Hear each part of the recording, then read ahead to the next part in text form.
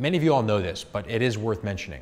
Race is a social construct, but racism is real. In fact, Black people face racism every day in many ways that we take for granted, including experiencing unfair and unjust treatment by employers, judges, teachers, doctors, lawmakers, voters, and police.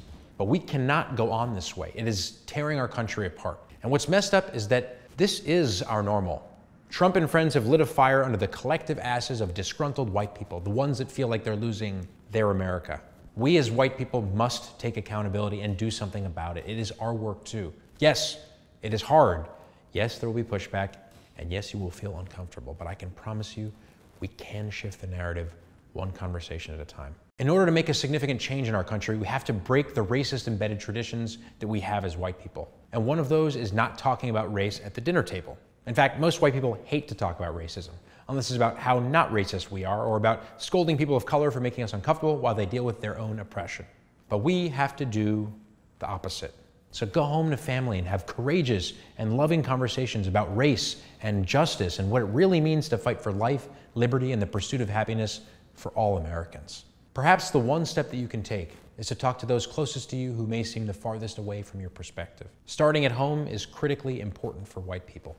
So you're probably saying to yourself, yeah, right, asshole. You want me to talk to my uncle, mother, grandma, sister, distant racist cousin about fucking race at the dinner table? You're so fucking far out of it, my friend. Why don't you tell it to your fake family on TV? I live in the real world.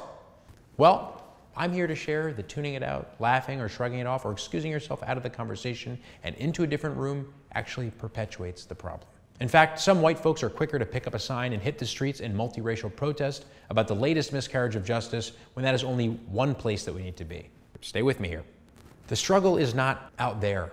It's actually in here, in our families, in our neighborhoods, in our collective white communities. Let's face it, white people elected Trump and put him in office. We must now organize and reach people, specifically the people who we have not yet reached, to change the growing tide of hate and injustice. Some great examples of white people showing up for racial justice include Layla Trumbull and Terry Kempton of the Facebook group Nonsense Roundup, where the two organized white people to respond to racist trolls online at the request of people of color. And Stephanie McKellop, a teaching assistant at the University of Pennsylvania, who came under fire in October for using a technique known as progressive stacking in her class, where she would call on students of color first, Black women receiving the top priority, to combat centuries of educational inequality. Carrie Points, an organizer with Surge, calling on white women in North Carolina to take on their own white supremacy through a series of workshops touring the South. People always ask me, how do you do it? I don't know what to say or how to say it. Well, here are some ways that I have found support in having courageous conversations about race. Listen deeply. Hear the underlying concern that the person is sharing with you. Give them the respect that they deserve by looking them in the eyes and really listening. If people feel listened to and heard, they'll be much more likely to engage without defensiveness and to listen to your ideas too. Don't let your silence be approval or permission. We can't be bystanders in a system that places higher value on white lives above people of color's lives. Call in instead of calling out. White people sometimes shame other white people. Calling your white family member a racist is often a surefire way to make sure that the conversation gets shut down or that it blows up. It's better to highlight specific behaviors or thoughts and how they can detrimentally affect people of color without labeling the other person. The goal of the conversation shouldn't be to prove that we're better, smarter, downer, or more conscious. Look, we're all at different stages in this journey with more to learn. Extend the same compassion to them that you would hope that someone would give to you. Find a stopping point. It is unlikely that you are going to completely change someone's mind all at once. If you find a point of mutual agreement, chalk that up as a win, and you can continue the conversation at another time. Thank them for listening with an open mind, even highlighting where you really felt heard, and for engaging in an uncomfortable conversation. Think of planting a seed as a win along the way. Be in action. There are so many ways that you can engage based on what you care about, what you're good at, and what you want to contribute. It doesn't need to look one way. Choose your way. Speak in I statements.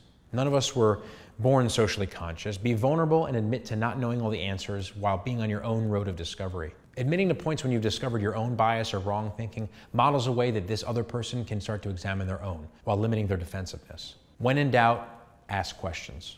Racist comments and beliefs are rooted in other perspectives and beliefs. Asking more questions is always a good idea and can allow you to better understand and therefore address the roots of disagreement. We have to know specifically where someone is coming from in order to best change their perspective. Be in community. Confronting racism is hard, and having a support in the work is an important part of sustaining the journey. For me, becoming an organizer with Showing Up for Racial Justice, which is a national organization with hundreds of local chapters of white people that are also engaged in this journey, is that community. Look up your local Surge chapter and find a way to plug in. Commit to education. The more we read and learn about these issues, the better formed our counterpoints will be, and the more effectively we will be able to have these conversations. Also, support organizations led by people of color. Specifically, Color of Change is an organization that I personally support and take action for. Color of Change helps people respond effectively to injustice and racism in the world around us. As a national online force driven by over 1 million members, Color of Change moves decision makers in corporations and government to create a more human and less hostile world for Black people and all people in America. In order to get involved with Color of Change, visit their website at colorofchange.org. Become a member, sign one of their many petitions, and donate. We are living at a time when the forces of repression, of white supremacy, homophobia, sexism, and classism are gearing up for one last fight. If we can nurture our families and communities to understand that they can and must continue the struggle for all human rights, their future and our world will be one of greater peace, joy, and justice. Thank you for watching. I hope you found this helpful, and good luck in those courageous conversations around the dinner table.